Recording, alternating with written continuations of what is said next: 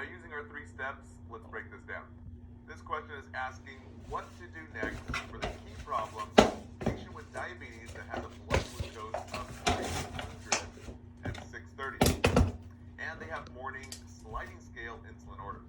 So the first thing we're thinking before we look at the options is following the sliding scale and morning orders. So the solution we're looking for is we're giving insulin as ordered for this blood glucose. So option number 1 and 2 are incorrect. There's no need to withhold and delay care. This patient needs insulin. Option 2, 22 total units are needed for a pH in regular. But guys, regularly drawn up before the cloudy. Remember, you want clear days before cloudy ones. And option 3 is correct here. 22 total units is needed of MPH and regular. Always draw up regular first before cloudy. And option 4 is incorrect. All insulins are due right now at 7 o'clock with the meal, so both are pretty much required. Okay, that wraps it up. For more details and test tips, please see the rationale below.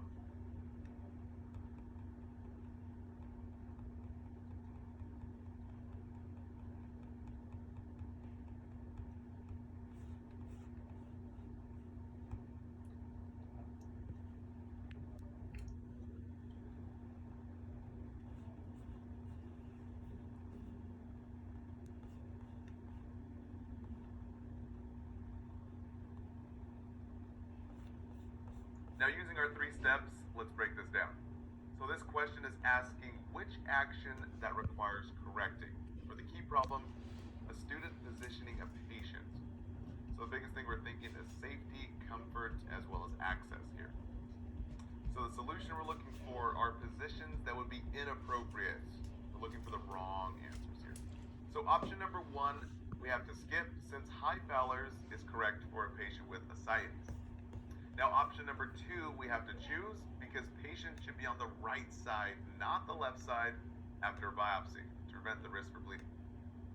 And option number 3 and 4, we have to skip as well. Guys, supine gives access to remove a central venous line in subclavian, right over here. As well as option number 4, you have to rest the arm on a bedside table, which gives best access to pleural space. Okay, that wraps it up. For more details and test tips, please see the rationale below.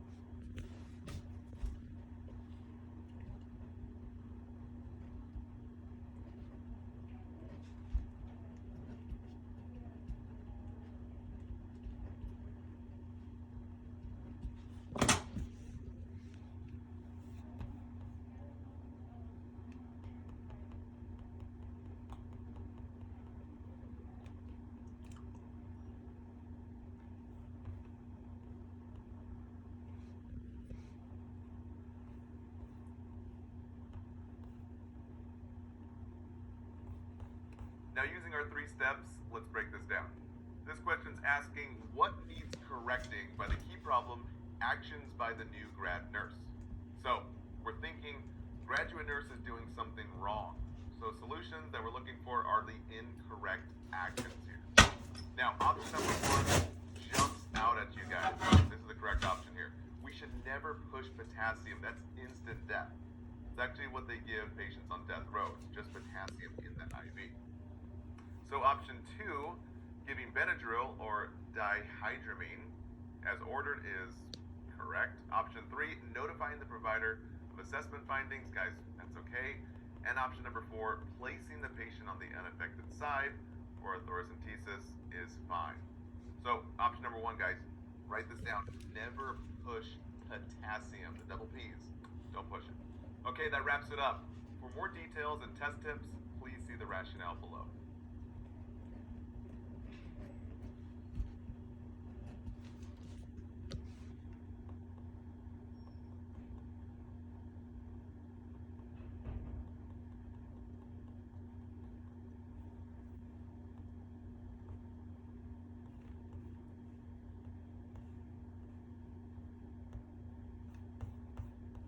Now, using our 3 steps, let's break this down. So this question is asking for the priority action of what to do first for the key problem, flushing a subclavian central venous line with resistance. So guys, anytime we have resistance, we have to immediately think that there's a kink or clotting or something has moved here. So the solution here, we're looking for actions to do first to assess why a line isn't working. So option number 1 is correct. We always reposition the patient and have them cough. That can help with kinked catheters. So option 2, 3, and 4 are incorrect. Guys, the question says that the flushing isn't working here. So option 3, troubleshooting why the line isn't working, is the correct thing to do. Guys, just don't leave it non-function here. And option 4 is incorrect as well. Troubleshooting first before getting a clot buster. Okay, that wraps it up. For more details and test tips, please see the rationale below.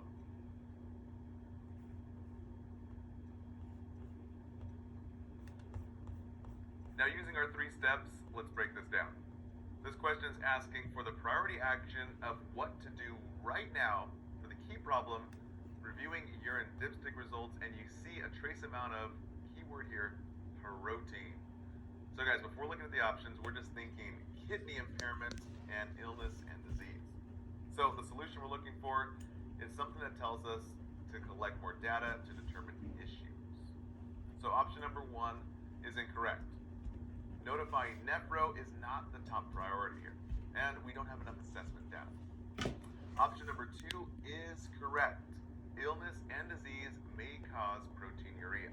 And option number 3, BP that's elevated may be related to kidney function and proteinuria, but guys, more data is needed first. And lastly, option number 4 is incorrect. Retest may be needed, but gathering more data is definitely priority right now. Okay, that wraps it up. For more details and test tips, please see the rationale below.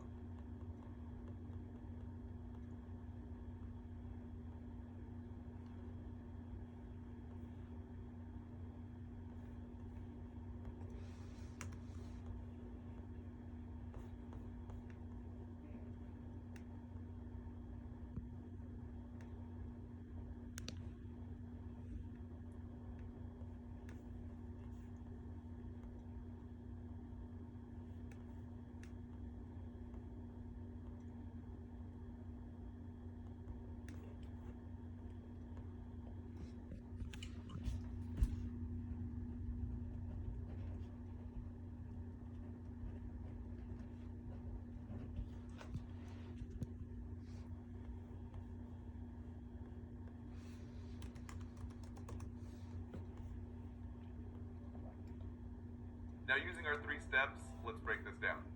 This question is asking to place in order the key problem, the removal of an intrajugular central venous catheter. So guys, we're thinking immediately positioning, embolus prevention, and securing the site. So the solution we're looking for is correct procedures when you're taking out the CVM. So first, we need to put that patient in the Trendelenburg position with their head down to increase that CVP for the patient's head and prevent the air embolus. Second, we're telling the patient to take a deep breath and exhale, which increases thoracic pressure and decreases the risk of that air emboli. Third, guys, we need to pull out the line while that patient's exhaling to maintain that pressure and that comfort. And number 4, keep pulling slowly and steadily, not rapid, guys. And lastly, number 5, dress the site with a clean dressing. And if there was number 6, then you always wash your hands. Okay, that wraps it up. For more details and test tips, please see the rationale below.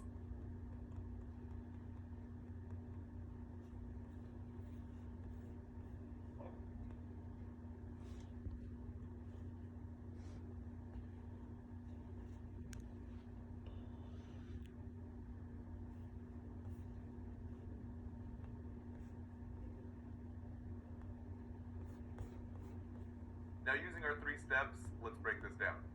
This question is asking for the priority action, or basically what to do right now for the key problem. A student nurse is assessing a post-op patient with a blood pressure that's dropping. So, blood pressure that's 160 over 88 and a heart rate of 72 when they're supine. And then when the patient sits up, it's 118 over 68 and 97 heart rate. So guys, we're already thinking that the patient has orthostatic hypotension. So, solution here is we're addressing the problem to prevent the worst possible outcome. So let's look at our options here. Option number 1, we have to choose. Because guys, we're placing that patient back in supine position. This patient has orthostatic hypotension, which is a huge fall risk. So guys, it's always better to be safe than sorry. Anyone who's dizzy or has low blood pressure should be sitting down to prevent a fall. Option 2, 3, and 4 are incorrect. Giving a full glass of water doesn't address the problem right now. And staying seated and counting the apical pulse doesn't address the problem, guys. And option 4 is also incorrect. It's not necessary to recheck the blood pressure with other equipment. There's no indication of equipment failure. So just remember, keep the patient safe and always make sure that patient is lying flat with orthostatic hypotension. Okay, that wraps it up. For more details and test.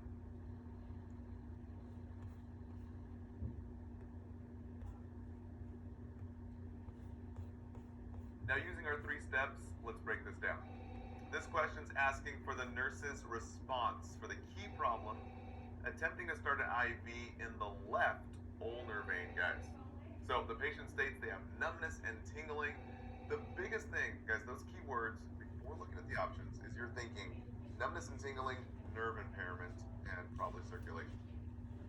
So the solution is to stop your intervention and address the problem. So option number 1 is incorrect. There's no indication that a central line is needed. Guys, we can always try a peripheral IV again.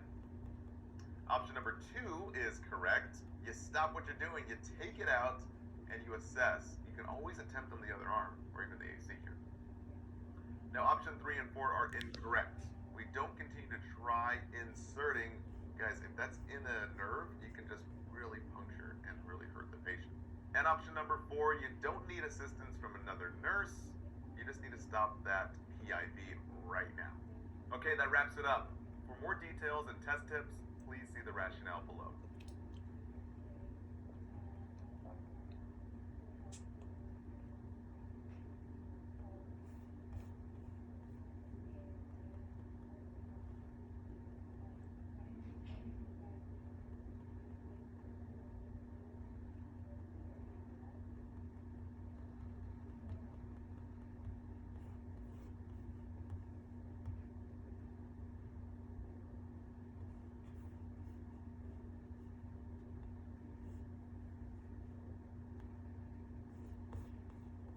Now, using our 3 steps, let's break this down.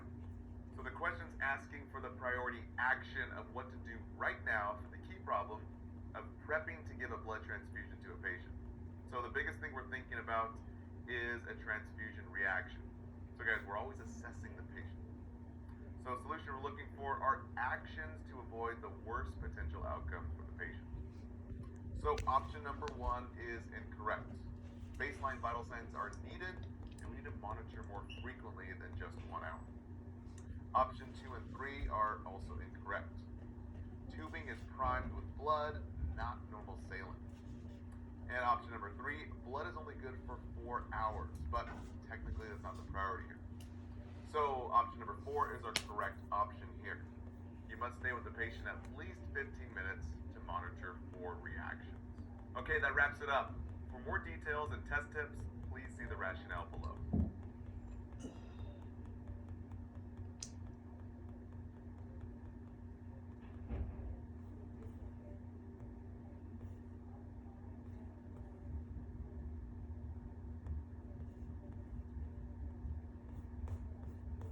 Now, using our 3 steps, let's break this down.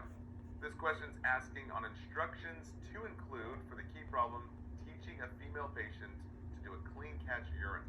So we're already thinking here, clean catch is not sterile. We have to do midstream into the collection container. So the solution here, we're looking for proper techniques. So the correct techniques. Option number 1 is incorrect. Back to front cleaning, guys, that promotes infection. So always front to back. Now option number 2 is correct. You open the labia to better and ease of urine flow. Option 3 is incorrect.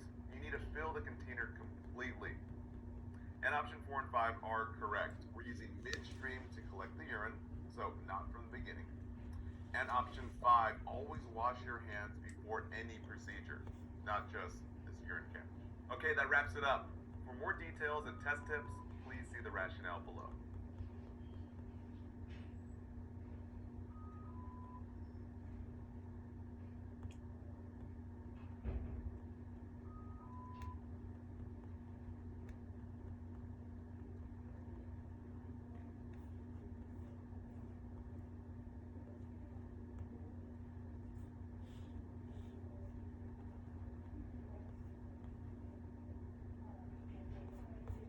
Now, using our 3 steps, let's break this down. Now, this question is asking for the priority action of what to do first. For the problem, the new grad sees the patient pulling on this indwelling catheter, moaning in pain, with pink-tinged urine noted. So guys, the biggest thing I'm thinking here is urethra bleeding and injury. So the biggest solution that we're thinking is stop the bleeding, injury, and pain to avoid the worst potential outcome for the patient. So option number 1 is incorrect. Guys, cleaning around the site doesn't solve the issue of the bleeding and the pain. So option number 2 is the one we want to choose here. That's the correct one. Removing the saline to deflate the balloon will stop the injury and the bleeding. And option 3 and 4 are incorrect. Assessing for kinks or loops doesn't really solve the issue. And option 4, advancing the catheter, doesn't really solve the issue either. Okay, that wraps it up. For more details and test tips, please see the rationale below.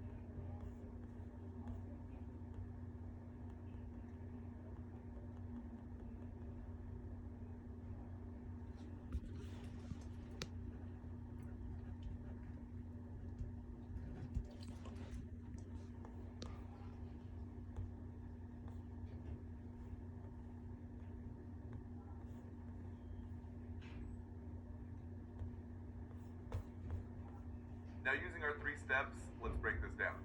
Now, this question's asking for the incorrect action here. For the key problem, suctioning a trachea, or basically trach suctioning.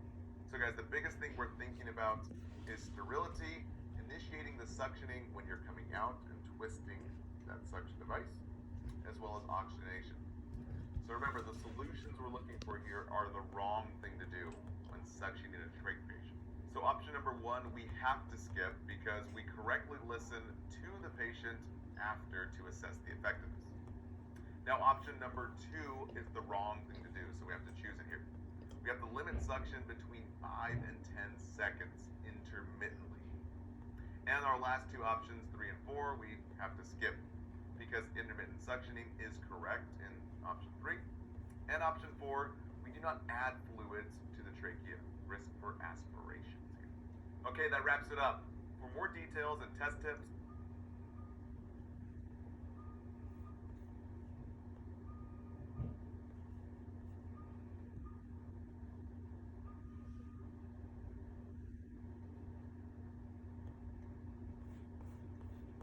now using our 3 steps, let's break this down. This question is asking for the priority action, or basically what does the nurse do right now? For the key problem, before a patient procedure, the ECG shows a new onset of ST elevation. Guys, that's the biggest keyword right there. So anytime you hear STEMI or ST elevation, you're thinking MI, or basically heart attack. So remember, if ST is high, the heart may die. Little memory trick. So our solution is to address the findings, guys. and basically prevent the worst possible outcome for this patient. So option number one, faxing a copy to the PCP. Guys, no, we need to assess the patient first. Incorrect. Option number two is also incorrect. There's no order to give for meds. And option number three is also incorrect. Patient will likely not have surgery if they're basically having an MI. Doing this right now does nothing for the patient needs. So guys, option number four is the correct option here. The provider, the healthcare provider, needs to be made aware now for the treatments and diagnostic therapy of this possible MI. Okay, that wraps it up. For more details and test tips, please see the rationale below.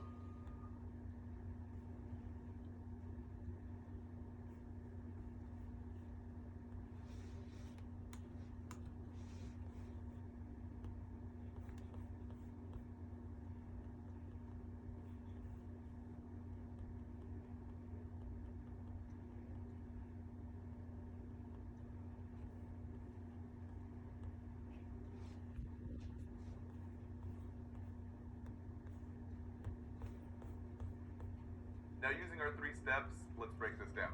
This question is asking for indicative finding for the key problem, discontinuing a peripheral IV and starting a new one. So before looking at the options, we're thinking, when we're going to DC an IV, there better be infiltration or any complication of the IV not working. So our key solution we're looking for are causes that will require the removal of this IV. So option number one is incorrect. Mild discomfort with an IV are not enough reasons to remove that IV. Option two, an IV in the AC is appropriate. Option number three, IV tubing connections need new tubing, not a new PIV, so that's incorrect. So option number four would be the correct option here. So coolness felt around the PIV indicates infiltration, and you need to remove it for infiltration. Okay, that wraps it up. For more details and test tips, please see the rationale below.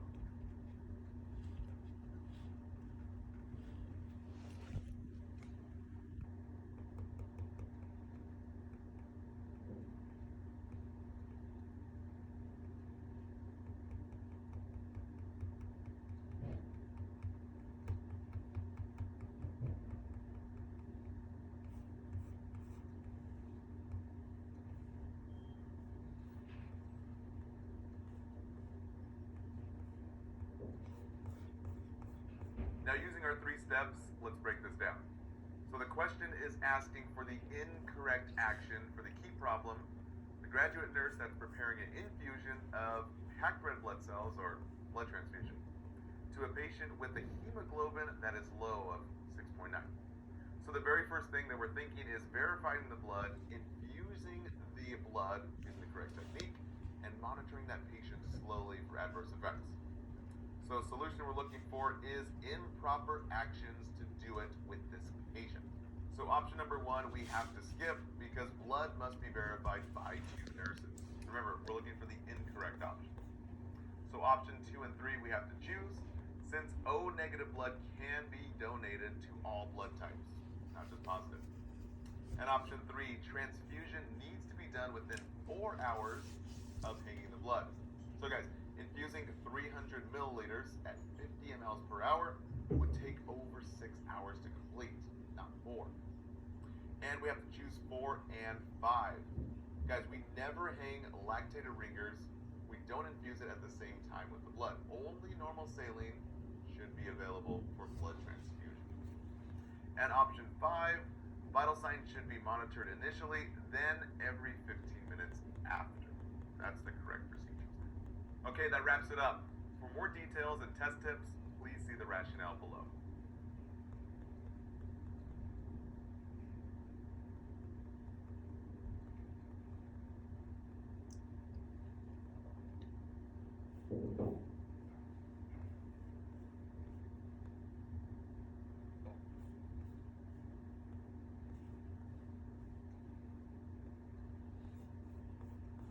Now, using our 3 steps, let's break this down.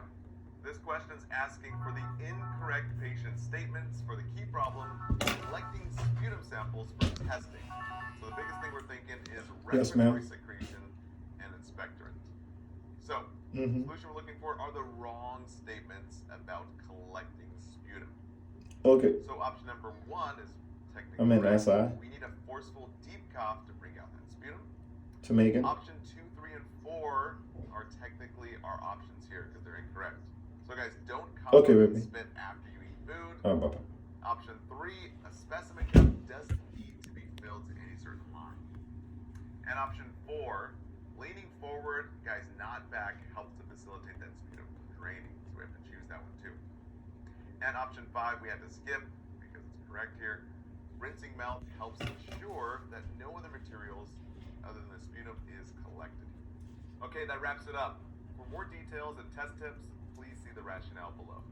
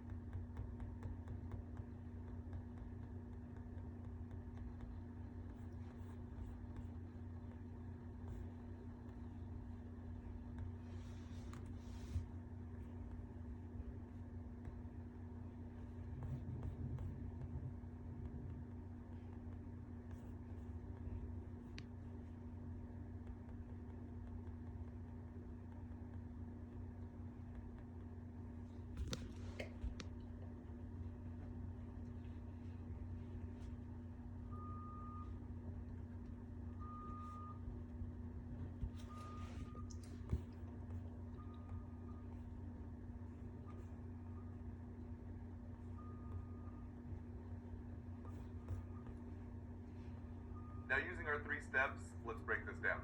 This question is asking what to do next for the key problem here, inserting an indwelling catheter into a male client. So you're advancing it in, and there's only a small amount of urine return. So our biggest thing we're thinking before the options is how do we reach the bladder? So the solution we're looking for is continue placing that IV catheter until it reaches the bladder. So option number 1 is incorrect. There's no need to bear down, guys. We just need to advance that catheter into the bladder.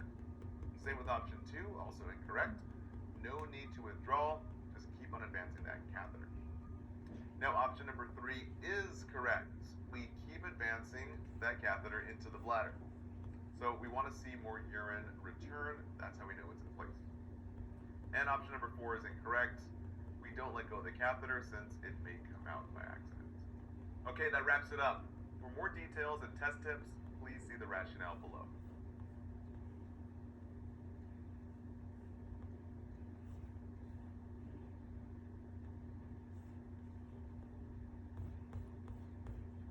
Now using our 3 steps, let's break this down. This question is asking for the incorrect student action. For the key problem, you're instructing the student on the proper order or performing an abdominal assessment. So again, we're looking for incorrect action. So the biggest thing we're thinking right now is you have to look, listen, then feel. That's correct. So again, the solution we're looking for, students who are following the wrong order here. So option number 1 and 2 we can't choose because they're correct. Remember, we're looking for the wrong stuff. So option 1, supine position is the best position for abdominal assessment. And option number 2, we're always inspecting or looking before listening. Now option 3 we have to choose because we don't touch before listening here. And option number 4 we have to toss out because palpating is done last, just like everything else. Okay, that wraps it up. For more details and test tips, please see the rationale below.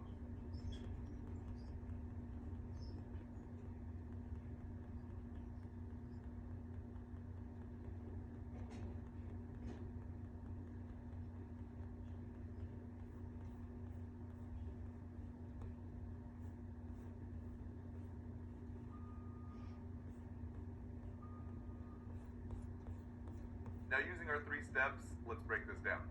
Alright, the question is asking where to place the stethoscope for the problem here. Where do you hear the point of maximum impulse? Guys, that is the apical pulse. If you don't know where the apical pulse is, I don't know how you got through nursing school. I'm just kidding. But guys, that's huge. So anytime we give digoxin, we have to know where that is. So the solution here is we're looking for the apex of the heart, or that point of maximum impulse. Now, technically speaking, option number 4 is correct. You have to write this down, commit it to memory. I'm not even addressing the other options here because I don't want to confuse you guys. So, option number 4, fifth intercostal space, mid-clavicular, which means middle of the clavicle, all the way down to the 5th rib, in between both ribs, right here. So, guys, just remember that. You have to use that in almost all the interventions you give with digoxin or inotropic medication. Point of maximum impulse is the apical pulse right there. Okay, that wraps it up.